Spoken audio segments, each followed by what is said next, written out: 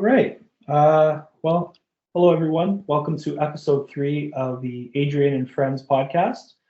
Uh, Today we have a very special guest who is a good who I know through a friend. He's with Sportsnet. He's a reporter with Sportsnet, and I'd like to welcome Kyle Bukauskas. How are you doing today, Kyle? Good, Adrian. How are you doing? Thanks for having me. I'm great. Yeah, thank you again for doing this again. I know you're a very busy guy, and I appreciate you taking the time to do this. And I also want to give a shout out to Drew Deeks, Andrew Thompson, for helping make this happen. He's a good friend of mine too. And yeah, this is awesome. Again, the last time we met was on the 2022 Habs Tonight Trade Deadline show, and I asked you what you do with your hair and how to keep it so perfect. So I remember that being a fun memory. So a lot of people. I got a hat on today. Yeah, that's all good. Yeah. So I wanted to get into the mix here. So obviously you've been with Sportsnet for a while. I've pretty much grown up for a while was watching you report on Sportsnet. And how did you get started on that? And how did that opportunity come up? And did you intern with Sportsnet to start, or how did that journey start? Yeah, first of all, it's weird to hear you say that. That I've been there a while, because you're right. It's been over 10 years now, and yeah, it's gone by so quick. But I how I got in there to begin with was really just a stroke of luck combined with trying to put myself in a position to get an opportunity. I went to school for broadcasting in Calgary, a long ways away from Toronto, a long ways away from Sportsnet headquarters. So certainly I didn't have it in my mind to make a pretty well direct leap from there to moving to the big city of Toronto and to work for a network like Sportsnet so soon after graduating.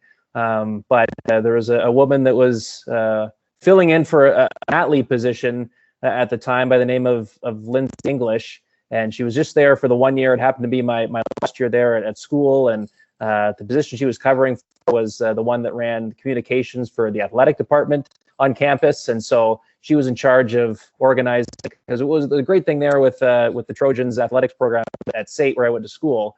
They would do webcasts even back then for men's and women's volleyball and basketball and hockey.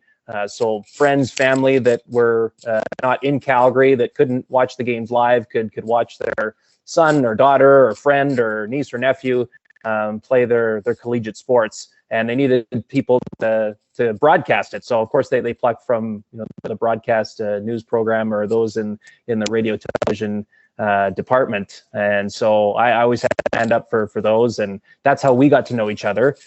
And at the time, her dad, Mike, was the news director at Sportsnet. So about right around just after reading week, this was, late February, early March, she'd said, yeah, I went back home during reading week. And, I don't know if I told you this, but my dad works at Sportsnet, and I mentioned your name to him, and he wanted to see some of your work. And so I just happened to be, we were 2 months from graduation. I'd been putting together a demo reel to start applying to jobs anywhere in Canada just to get started. Radio, television, I was throwing my name and resume and tape at anything that was available that was anywhere close to something I would be interested in. So I forwarded my stuff along to him, and he got back to me a few days later and just said some just good constructive feedback, and at the time I thought, well, I thought that was the coolest thing for someone in his position to take the time to watch what I had been working on, and just to get some feedback from someone in that position. I thought was so beneficial for myself. And then the next day I got an email from Scott Moore, who I didn't know, I wasn't familiar with the name at the time. But he was the president of broadcasting at Rogers Media. He later became the president of Sportsnet for a number of years, and was a big player behind orchestrating the 12-year NHL national rights deal with Rogers. He sent me an email and said, I just got your demo tape passed along to me, and we want to bring you out to Toronto for an interview and an audition. So that's how it started.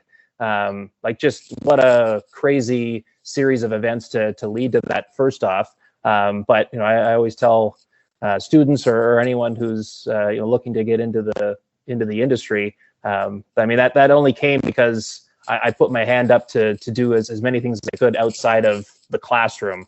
I tried to take on as many things as possible while I was a student, to just get as many reps in as I could, but also, like, you never know who you're going to meet along the way and what connections that could lead to opportunities down the road. So that was a good example of that, and just putting yourself out there and never knowing what may happen down the road.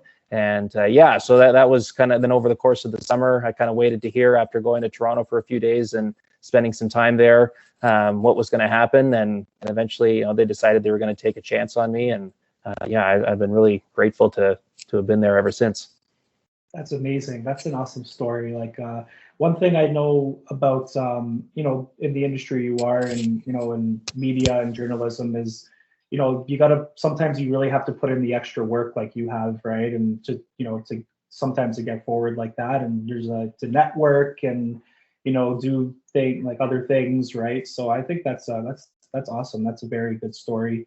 And I just got to ask too, obviously, your journey with Sportsnet's been pretty awesome, and you've obviously worked with a lot of people and met a lot of people over the years. How fulfilling has the journey been for you?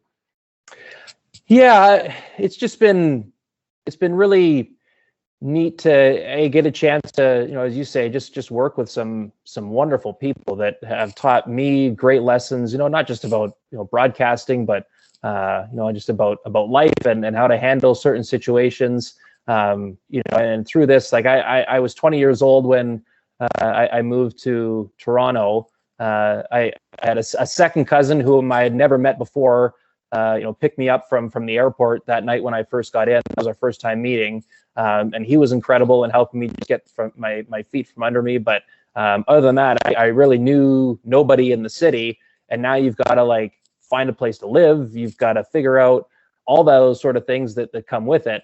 My parents were still back home where I grew up on Vancouver Island, and they were doing all they could to help from afar, but there's only so much you can do that far away, right? So there was just wonderful life experiences to go through of time to figure it out. There's no one here holding your hand through every step of the way.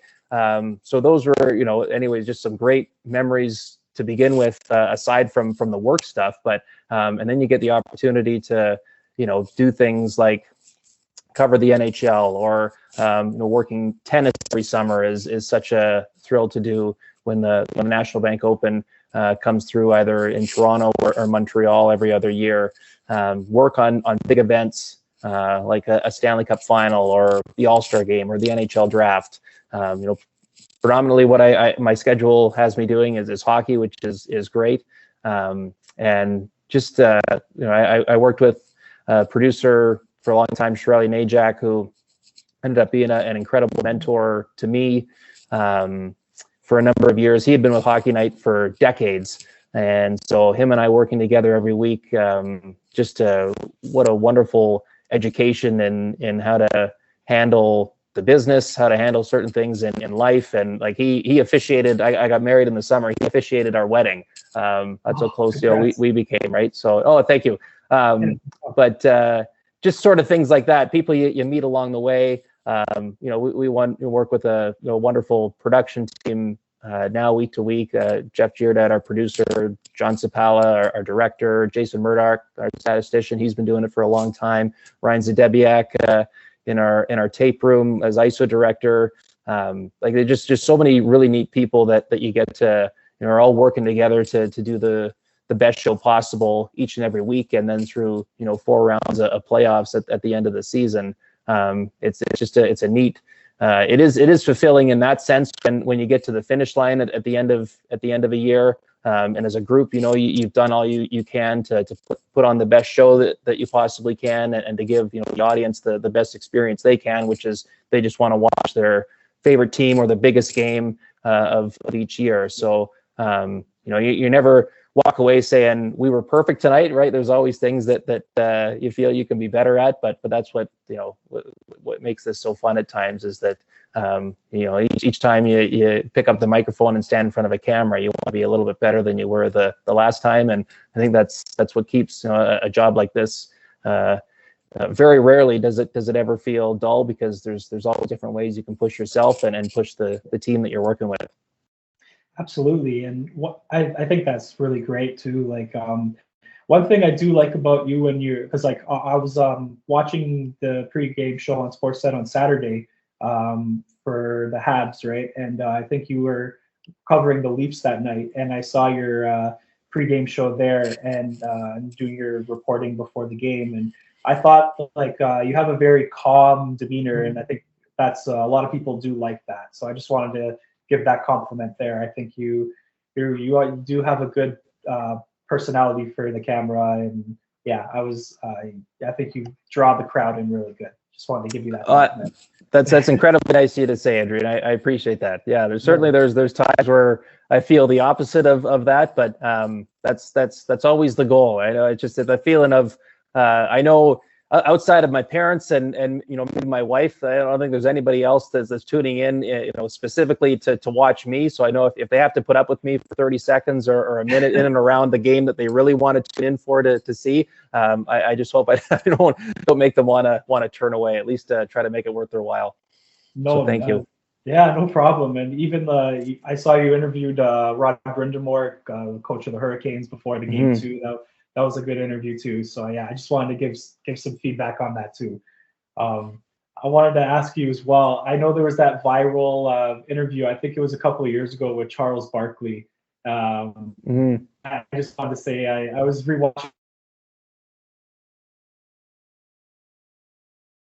your perspective on that, if you can. Yeah, it was such a, like, it kind of came together last minute. The first time we interviewed him there and during the 22 Cup final down in Tampa, and we got word maybe an hour before the game that he was going to be in the building. The league let us know, and Jeff Giardat, he was producing, and him and I are going back and forth. It's like, well, I wonder if he'd be open to an interview. And we checked, and he said he would do it. So we went up there in the second intermission to talk to him. And so yeah, I was so nervous beforehand, just because, I mean, God, he's one of the biggest stars in media, and just a big personality, and you never know how those things are going to go. And so it was, we're 2 periods into the game there. I think he had been, enjoying his night as he had every right to do. So thankfully he was in a good mood already. And I think just his personality naturally is what you saw during our conversation there. So it was that was one for the highlight books for me for sure, because he was so I was nervous, and I just wanted to let him kind of do his thing, but he was so gracious and making me feel comfortable right away, and so that allowed me to kind of exhale and kind of conduct the interview in a more natural, relaxed way than being kind of the uptight feeling I had going into it. So that was, I certainly won't ever forget that one. And then, as he had some fun at the end of our conversation, then the texts start coming in, and it's a reminder of how many people, even though that there was no Canadian teams left in the playoffs by then, it's still a reminder of how many people do watch the Stanley Cup final and the playoffs in general, because it was quite. I was taken aback by just the feedback that came in after that one. Oh, for sure. Yeah. I was watching the clip the other day, and I remembered when it became viral, and I thought it was great. And he called you the Tom Brady of Canada. I thought that was golden. About a month later, we're at the draft in Montreal, and I'm just walking through the draft floor just before things got rolling, and Chris Draper, who works for the Red Wings organization, who I'd never met before, and of course I grew up watching and always appreciated him as a player, comes up to me and introduced himself, and he's like, great interview with Charles Barkley. I thought that was really funny. I was like, holy smokes, like Chris Draper saw that. So yeah, it was just that it's certain things that happened in the aftermath of that I didn't have on my list of expectations. That one caught me off guard for sure. Yeah, for sure.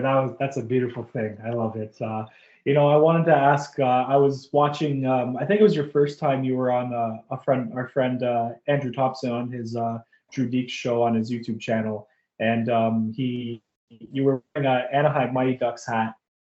Mm-hmm. And I just wanted to talk about that because I heard you say that you were a big Mighty Ducks fan growing up, and they kind of helped you propel your passion for the game of hockey. And would you be able to go into that? Yeah, I mean, it was just one of the logos that for myself growing up that you saw lots because of like the Mighty Ducks movie franchise for one, and they had the cartoon show for a little while as well.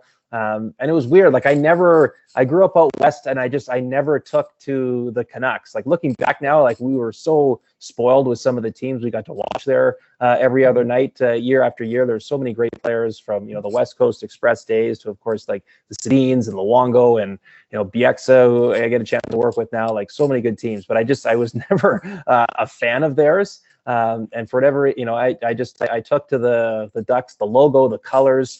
I love the look of it. I had, the wallpaper going in my bedroom for a lot of years. And, I had the paint done in my bedroom is in a way that kind of resembled their colors too. And so that was what I was attracted to. I loved watching Paul Kariya play. Like my first NHL game I went to was Anaheim in Vancouver. Saw them play, I think, 3 times. And then before Kariya left and went on to play elsewhere. But that was and it was not something we did regularly, go to an NHL game. So it was like a big deal to make the trip over to Vancouver. But every time we went, it was to go see Anaheim. That was for sure. So I think just growing up with that and loving the movies, and it just that was kind of what got the love of hockey kind of first started. And then you start playing the game and you had so much fun, and the friends you make along the way, and just the different moments in triumph and defeat that you have to go through. It was all kind of wrapped into the same package there. But the Ducks was where it started, and I still have such fond memories of like their run in 2003, ultimately coming up short against New Jersey in Game 7. But just I was not even 10 years old yet at that point. And talk about just a critical time in your childhood of like those moments and memories that stick with you still to this day. Like that was right in that window where it was all so impactful, and just the thrill of your favorite team that hadn't really been much of anything in years previous in terms of contending for the playoffs or any type of success in the postseason, and now they're on this run to the one win away for winning the Stanley Cup. That only added to just the love and the passion for them as a kid, and then also the game itself.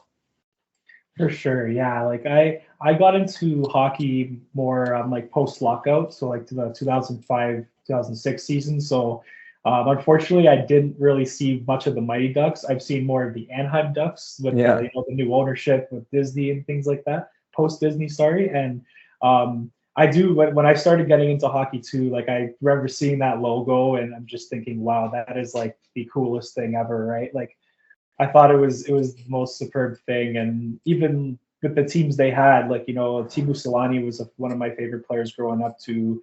And seeing him back then was like pretty awesome too. So, yeah, that's one logo I'll always have is like my top 5 favorites. Obviously, my bias, I'm a Habs fan, so obviously number 1 will always be Montreal for me. And I can kind of relate to what you said too, because obviously you said you're from you're from Vancouver Island, from British Columbia, so and you weren't a fan of the home team, but for me, growing up, I was kind of the same.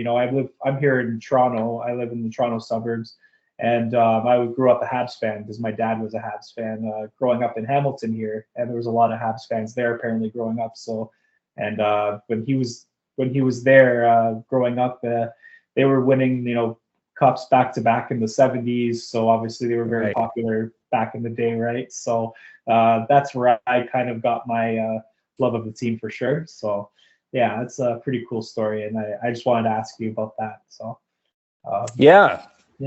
Great thing to relive. Yeah, for sure. Gotta love you gotta love the nostalgic logos and things like that. You can't go wrong. And and nostalgia is very much in again, right? So it's great that we're seeing that logo pop up, and just some of the old throwback logos in general, and it's beyond hockey. I'm all for it.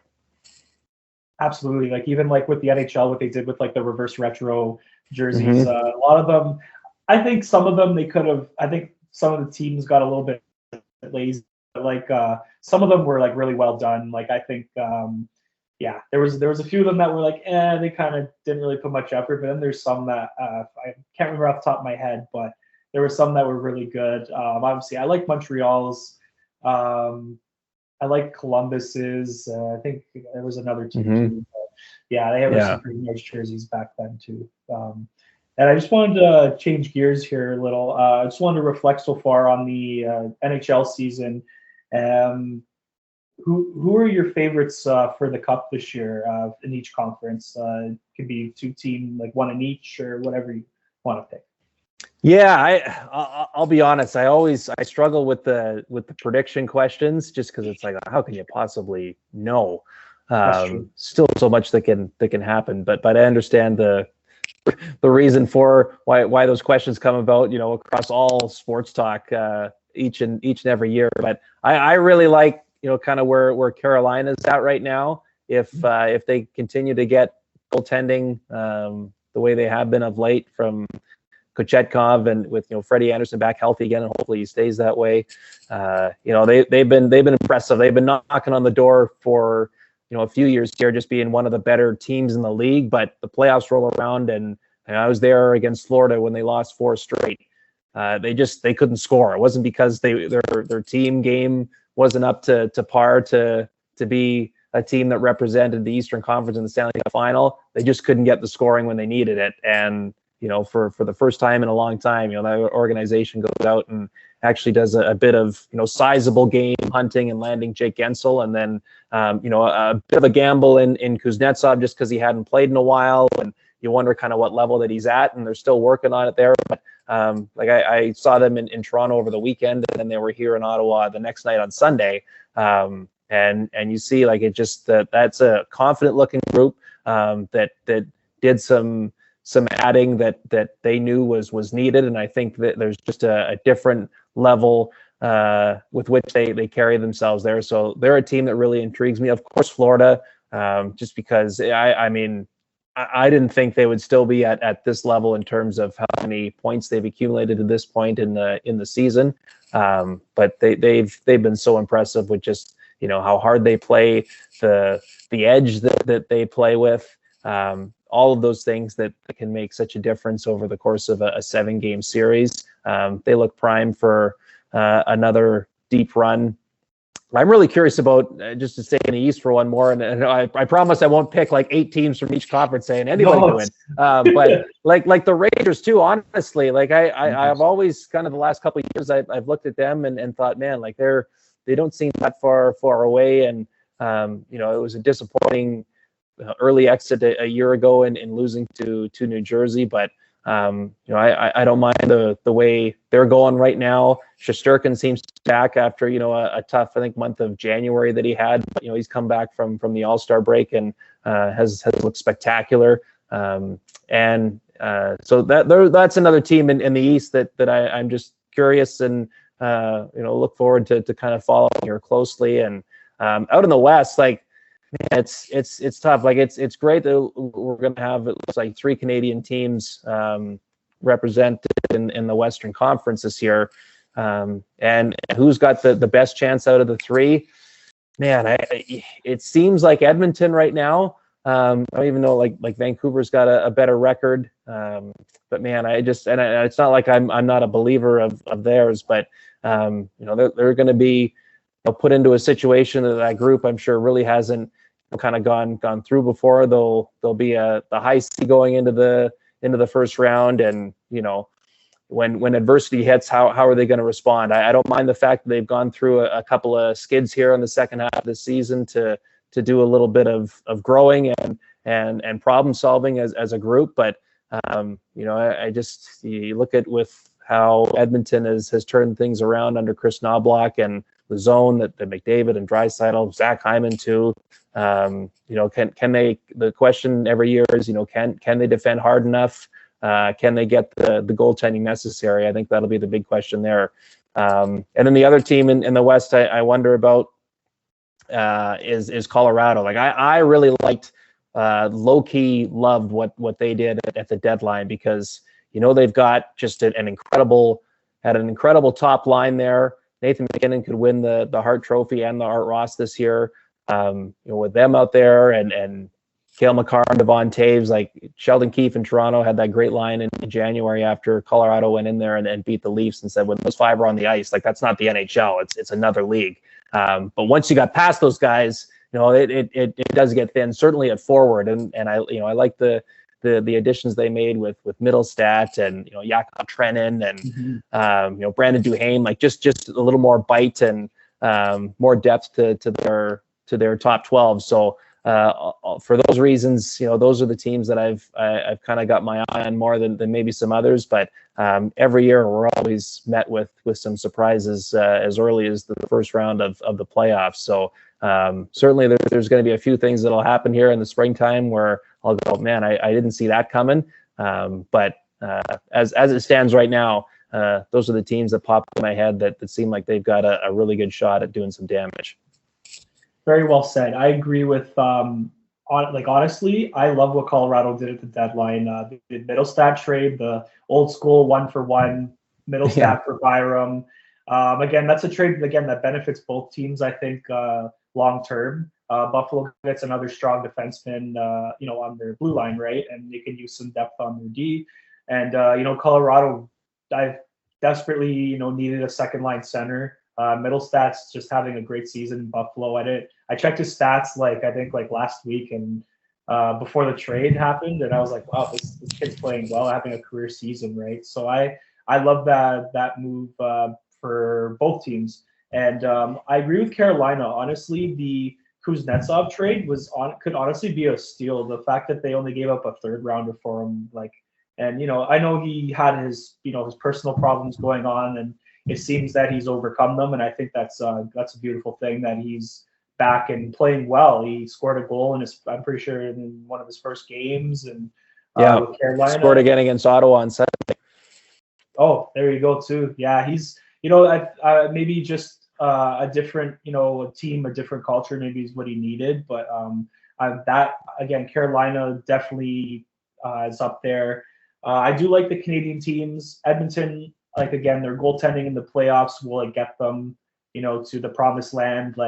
That's the thing. Winnipeg improved their offense by getting Monahan into Foley. Obviously, their goaltending is always a lock with Connor Hellebuck, so that's you can't go wrong with that. Vancouver, I think, is still in the mix too. They've been kind of, I don't know. I feel like since early February, I'd say they've kind of fallen off a little bit. I feel like they weren't as hot as they were to start the season. But again, playoffs are a different season, so you never know with that.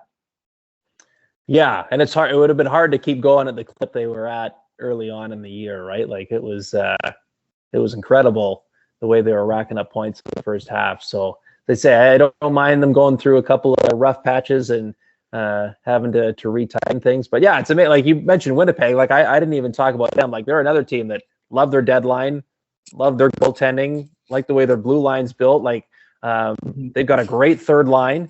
How often is that talked over the course of the playoffs, of how much that part of your lineup can matter and make a difference.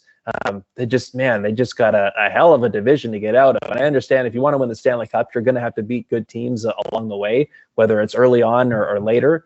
It's just it's like you have a hell of a year. You think about where they were a season ago, the uncertainty around Scheifele and Hellebuck, and they both re-signed, and things are rolling really well for your team, and then you're likely going to have to go through both of Dallas and Colorado just to get to the conference final as a reward for all that. So that's what comes with the way this playoff format is set up. But I wouldn't be sitting here feeling shocked if they were the one to get through, because they've done a lot of good things, and I think done the necessary adding from Kevin Cheveldayoff's perspective to make them a little better as well. Yeah, I totally agree. They're again, I remember in the offseason, I mean, they bought out Blake Wheeler's contract, I think whatever was left of his contract, right? And it seemed like there wasn't much I guess like stability with that core going forward, right? And I remember Hellebuck. I remember hearing the report about Hellebuck asking for a trade, and I was like, "Wow, are the Jets going to blow it up, right?" And but again, they give it one more year with this core. Or I mean, they sign them long term, so. But they're kind of in it now for a bit. But I mean, it's like, right, the Wheeler buyout was one thing, and also like the deal they were able to make for Pierre-Luc Dubois. And it's unfortunate Velarde's out hurt, but like, how valuable is both him and Alex Iafallo been to their successes as well this season? Like, what when you're kind of backed into a corner and the guy's not going to re-sign, to be able to turn that situation into where they are now, just a great piece of business too. Absolutely. I even think too, like I think making Adam Lowry captain after buying out Wheeler was like a huge upgrade. I like him. He's always been a great player in this league. He does it all. He can hit, he can fight, he can score the odd goal. I think that's a big reason why they're so successful now. Yeah, just imagine just a different shake-up, different feel in the room, and I don't know Blake Wheeler particularly well, so I can't comment on how he went about being a leader and his role as captain, but certainly get the sense that as you mentioned, all the good things that Adam Lowry does as a player, and just a wonderful person too. Well, I was in the room one time after an off-day practice they had earlier this season, and he out of nowhere dropped like an old school Family Guy reference that like knocked me off of my feet. So till the end of time now, for that alone, he's in my good books. He's in my respect. Oh, that's beautiful. That's beautiful. Well, I think we'll wrap things up here. I know Kyle has a very, busy night ahead of him. So again, Kyle, thank you so much for doing this. I appreciate you fitting me in your very busy schedule. And for everyone watching, don't forget to like and subscribe to this video, and check out my channel too. We're always posting some new content, so check that out. Thanks again, guys, and see you soon.